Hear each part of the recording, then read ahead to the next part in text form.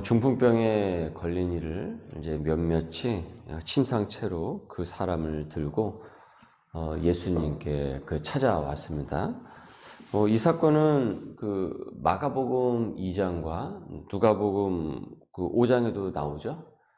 그래서 여기서는 침상채로 이제 들고 오는 그 과정이 이제 다 생략이 되어 있는데, 그 병행 구절을 살펴보시면은 그 많은 인파에 둘러싸인 그 예수님께 이제 한치도 갈 수 없게 되자 그 지붕에 이제 어떻게 그 침상채로 올라가서 그 밑으로 조심조심 그 지붕을 뜯어버리고 거기에 이제 침상에 줄을 달아가지고 예수님께 데리고 온 것으로 이제 묘사가 되고 있습니다. 웬만한 액션 저리 가라 할 정도인 것이죠. 어떻게 지붕을 뜯을 생각을 했을까? 아무리 예수님이 만나고 싶다고 하더라도, 그러니까 지붕을 뜯어가지고 거기에서 지붕 높이가 얼마나 되는지는 모르겠지만 그렇게 낮다고 볼 수는 또 없을 것 아니겠어요? 그러니 거기서 뚫어서 그거를 또 그 중풍병자가 움직이지 못하지 않습니까?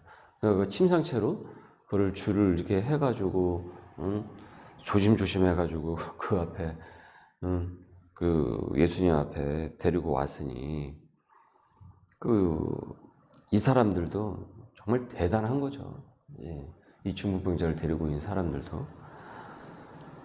반면에 중풍병에 걸린 이는 아무것도 할 수가 없죠. 몸을 제대로 가누지를 못하니까 예수님께 가고 싶어도 갈 수 없는 무력한 사람입니다. 이들이 아니었으면 오지 못했겠죠. 예수님께서는 이들을 보고 말씀하세요. 그들의 믿음을 보시고 라고 하고 있어요. 그들의 믿음을 보시고. 여기서 말하는 그들은 누구를 지칭을 하겠습니까? 누구를 지칭하겠습니까?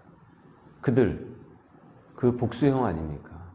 그러니까 중풍병자와 함께, 그 다음에 중풍병자를 침상채로 지붕까지 뜯어가지고 그를 데리고 온 이 사람들, 이 모두를 지칭을 하시는 것이죠.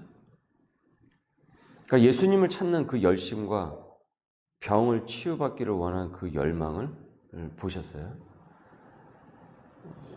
중풍병자도 여러분 그렇습니다. 비록 그는 몸을 가누지 못해서 직접 행동하지는 못했지만은 그 치유받고픈 그 열망은 누구보다도 더 간절했겠죠. 그리고 자기 몸인데 자기 몸 고치는 것은 본인보다 누가 더 열망을 가질 수가 있겠습니까? 필시 이 중풍병자가 나 좀 예수님께 데려가 달라고, 나 좀 예수님께 데려가 달라고 간곡하게 부탁을 했을 것입니다. 그리고 그 간곡한 그 부탁이 전달이 되어서 이 사람들이 함께 같이 그 많은 인파를 보고, 많은 인파가 있음에도 불구하고 거기에 낙심을 하고 체념을 하기보다는 본인이 그랬는지 아니면 같이 간 사람 중에 누군가 그 아이디어를 내었는지, 그러면 우리 저기 지붕에서라도 올라가가지고 지붕을 뚫고라도 그 밑에 내려가지고 예수님께 데려가자. 어쨌든 누구로부터 그 아이디어가 나왔는지는 모르겠지만은 하여튼 예수님을 만나는 그 방법을, 만나고자 하는 그것을 이 중풍병자도 아주 열망을 했을 것이란 말이죠. 여러분, 하나님께서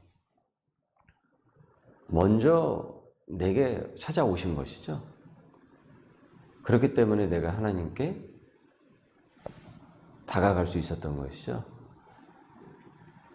주님께서 나를 소명의 백성으로 부르셨기 때문에, 그래서 내가 구원의 백성으로서 주님 앞에 간 것이죠. 내가 먼저 가서 하나님을 만난 것이 아니라. 그래서 하나님이 먼저 나를 사랑했기 때문에 내가 하나님을 사랑할 수 있었던 것이지, 내가 하나님을 먼저 사랑했기 때문에 그 사랑을 보고 너의 사랑이 기특하구나 해서 하나님께서 나를 사랑한 것이 아니라고 했습니다. 그래서 그 출발은 하나님으로부터 온다라고 했습니다. 자, 그런데 여러분, 그렇다고 해서 하나님께서 내게 먼저 오셨고 하나님께서 내게 은혜를 먼저 주신다고 해서 내가 뻣뻣하게 열망 없이 건조하게 열정 없이 신앙생활하는 것은 아니죠. 그렇게 하는 건 아니죠. 어떤 문제가 있으면은 열렬히 기도하고 찾고 구해야 되는 것입니다. 그리고 진정한 신앙생활이라고 한다면은 하나님께서 내게 먼저 오셨기 때문에 나 또한 어떻게 하는 것입니까? 열렬한 열망과 열정을 갖고 하나님께 말씀 앞으로 가고 그 말씀을 계속 적용하고 실천하려고 하는 그 열망과 열정이 내 가운데 있어야 되는 것이죠. 그래서 말씀하시지 않습니까? 구하라, 찾으라, 문을 두드리라. 그만큼 우리의 태도와 그 적극적인 그 자세를 보신다라는 것 아니겠습니까? 성경에서는요, 하나님께서 우리를 먼저 부르신 것은 맞지만 내가 하나님 앞에 가는 그 반응을 열망 있게, 열정적으로, 적극적으로 가는 것을 아주 기특하게 보시고 아주 어여삐 보십니다. 냉랭하고 건조하게 그렇게 가는 것이 아니고요. 아프면 낫기를 기도를 해야죠. 낫기를 기도를 해야겠죠. 결과는 하나님께 맡긴다고 하더라도 아프면 일단은 하나님께 먼저 기도로 나아가게 되겠죠. 문제가 있으면 적극적으로 기도하고 방법을 구하고 지혜를 구하면서 그 일을 풀려고 하나님 앞에 그 문제를 갖고 가려고 그래서 애를 써야 되는 것입니다. 하나님 도와주십시오. 지혜를 주십시오. 이 문제를 풀어낼 수 있도록 은혜를 부어주십시오. 라고 열정 있게 가야 되는 것입니다. 만일 이들에게 그 열망이 없었다면 예수님께로 그래 가자 해가지고 침상채로 그 사람을 데리고 간 것까지는 할 수 있겠어요? 그런데 그 인파에 둘러싸여가지고 야 이래가지고 어떻게 예수님을 만나겠느냐 하면서 그냥 체념하고 되돌아갔을 것입니다. 하지만 그들은 그렇지 않았죠. 어떻게든 예수님을 어떻게 해요? 만나야만 했던 것이에요. 키 작은 삭개오가 인파에 둘러싸인 예수님을 보지를 못하잖아요. 얼굴을 너무나도 보고 싶은데 예수님을 한 번이라도 좀 보고 싶은데 제대로 보고 싶은데 볼 수가 없잖아요. 그래서 그가 했던 방법이 무엇이었습니까? 뽕나무 위로 올라가지 않습니까? 여러분 그 나무 타는 게 그게 쉬운 게 아니잖아요. 나무 타가지고 그 위에 걸터에서 올라간다라는 것이. 그리고 예수님을 바라보지 않습니까? 예수님과 눈이 마주치게 되잖아요. 그러니까 그 열망이 있어야 되는 거예요. 우리는 하나님 앞에 갔을 때. 이 새벽에 우리가 말씀으로 시작을 하는 것이 무엇입니까? 그 열망을 갖고 있다는 것 아니겠습니까? 그 열망이 없으면은 굳이 새벽 말씀을 그렇게 매일 말씀 앞에 나가야 될 이유가 없겠죠.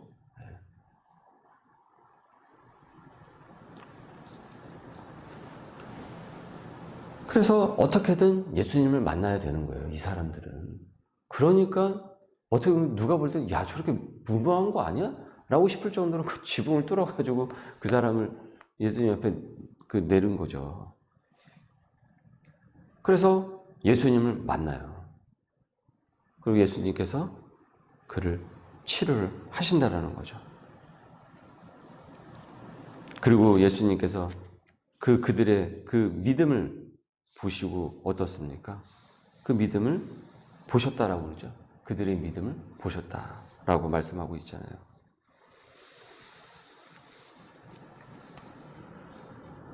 이윽고 예수님께서는 그를 치료를 하십니다.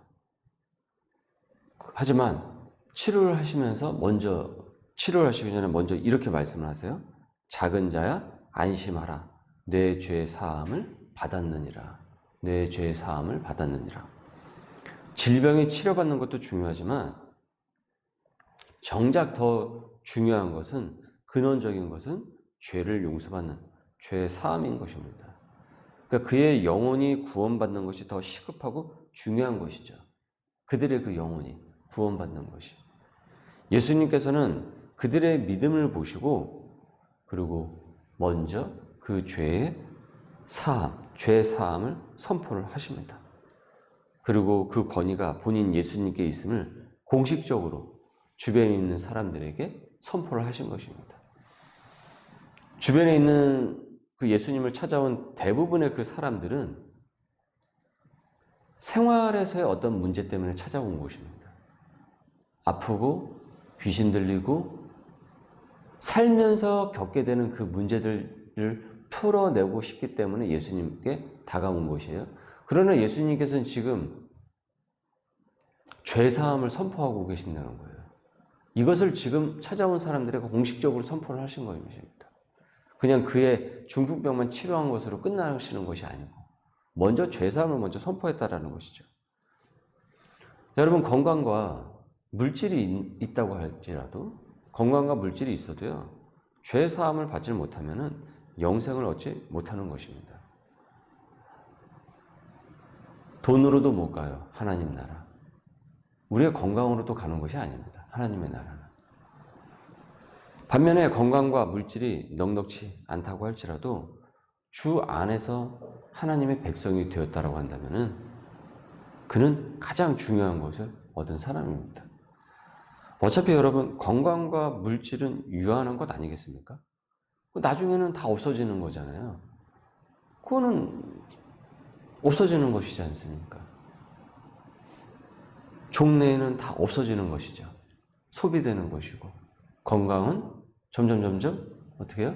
떨어질 수밖에 없는 것이고, 나이가 들어가면. 왜냐하면 하나님 앞에 갈 시간이 다가오게 되면. 내가 70세인데 20대 몸이 될 수는 없는 거예요. 성경은 누차 그래서 영원에 대해서 전하고 있습니다. 영원한 삶에 대해서 전하고 있어요. 영생에 대해서 전하고 있습니다. 그리고 그 영혼을 위해서 이 땅에 예수님께서 죄인을 구하러 오신 것이다 라고 말씀을 하고 있어요. 그렇게 가장 중요한 것은 그 영혼의 구원인 것입니다. 구원인 것입니다. 예수님의 이 선포는 이를 요약을 해서 말씀을 해주는 것입니다. 말해주는 겁니다. 죄사함을 선포하는 그 예수님을 보고 주변에 많은 사람들은 놀랐지만 동시에 그 옆에 있던 어떤 이들은, 이 서기관들은 지가 뭔데 죄사함을 선포하냐며 길이길이 날뛰어요. 그러면서 신성모독이라고 하면서 예수님을 잡아먹듯이 으르렁거리고 있어요. 이에 예수님께서는 답하시죠. 4절과 5절입니다. 예수께서 그 생각을 아시고 이르시되 너희가 어찌하여 마음에 악한 생각을 하느냐. 내 죄 사함을 받았느니라 하는 말과 일어나 걸어가라 하는 말 중에 어느 것이 쉽겠느냐. 그분의 그 권위를 언급을 하고 있는 거예요. 본인에게 그 죄 사함의 그 권위가 있음을 분명하게 말씀하십니다. 사람들이 볼 때는 그 중풍병을 치료를 하는 게 더 어려울 것 같지만은 정작 진짜 풀기 어려운 문제는 무엇입니까? 그의 죄가 사함을 받고 주 앞에 구원을 받는 거예요. 근데 그것은 누구도 할 수가 없는 거예요. 누구도 그거를 해결할 수가 없는 것이에요. 그러면서 얘기하는 것이죠. 죄 사함을 받았느니라 하는 말과 일어나 걸어가라 하는 말 중에 어느 것이 더 쉬워 보이느냐? 이 말은 어떤 것이 더 중요하겠느냐라는 것 아니겠습니까? 나 외에는 아버지께로 갈 수 없다라고 말씀을 하셨듯이 그분 외에는 어떤 것으로도 우리의 죄가 사해지지 않는 것입니다. 6절 그러나 인자가 세상에서 죄를 사하는 권능이 있는 줄을 너희로 알게 하려 하노라. 죄를 사하는 권능이 있는 줄을 너희로 알게 하려 하노라. 지금 이 현장은 그것을 알게 하는 현장이 됩니다. 하시고 중풍병자에게 말씀하시되 그 다음 일어나 네 침상을 가지고 집으로 가라 하시니 침상을 들고 가라 하시니 그가 일어나 집으로 돌아가거늘 무리가 보고 두려워하며 이런 권능을 사람에게 주신 하나님께 영광을 돌리니라. 영광을 돌리니라. 아, 정말 하나님 살아계시는구나. 하나님 역사하시는구나. 하나님께서 인도하시는구나. 구원과 육체의 질병을 회복한 그 중풍병자였던 그는 이제 자기 집으로 이제 돌아갑니다. 이어서 그 자신이 주님께서 하신 일에 증거가 되는 것입니다. 증인이 되는 겁니다. 그 사람이 하나님께서 그에게 하신 일에 증인이 되는 거예요. 그래서 그는 구원의 도구가 되는 것이에요. 저와 여러분에게도 우리 주변에도 이와 같은 구원의 역사가 나타날 수 있기를 이 새벽에 소망합니다. 오늘 우리 말씀을 적용합니다. 여러분 노트에 기록을 하십시오. 나는 주님 앞에 적극적으로 문제를 들고 나아가는 열망과 열정이 있습니까? 알아서 뭐 해주시겠지 하면서 냉랭하지는 않습니까? 두 번째는 내 고통과 문제의 사건을 가지고 그래서 죄사함의 은혜를 내가 받았기 때문에 그래서 내가 그 은혜를 증거하기 위해서 오늘 내가 증인으로서 서야 할 그곳에서 나는 말씀을 증거하는 그런 복음의 전령으로서 나는 오늘도 여전히 그 사명자로서 나아가고 있는지, 그리고 오늘 내가 증거해야 할 곳은 어디인지 그것을 말씀이 또 묻고 있습니다. 여러분 노트에 또 깊이 오늘의 말씀을 이제 상고를 하시면서 또 은혜가 될 수 있기를 바라겠습니다. 자, 이 시간 우리 함께 같이 기도하겠습니다. 주님 감사합니다. 오늘도 저희들에게 또 귀한 은혜를 내리워 주옵시고 오늘의 귀한 말씀을 주심을 감사드립니다. 구원과 육체의 질병을 회복한 중풍병자였던 그가 집으로 돌아가 식구들과 또 그 동네 주민들에게 말씀의 증인이 되어서 하나님께 영광을 올려드렸듯이 우리 또한 이와 같은 사건들, 그 은혜의 사건들이 일어나게 하여 주옵시고 오늘도 우리가 머문 그 자리 가운데서 증인의 역할을 능히 감당해 나갈 수 있는 구령의 전령들이 될 수 있도록 주님 성령 충만케 하여 주옵소서. 오늘도 우리의 삶을 주님 주관하여 주옵소서. 예수님의 이름으로 기도드립니다. 아멘.